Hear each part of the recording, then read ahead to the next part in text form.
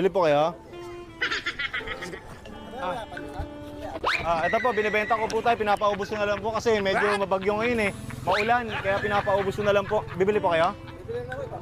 Magkano po? 20 po. 20. Sige po, sige po. Huwag mong subukan. Masisira ang buhay. Ano pong klaseng design po yung pipiliin nyo dito tayo? Sir?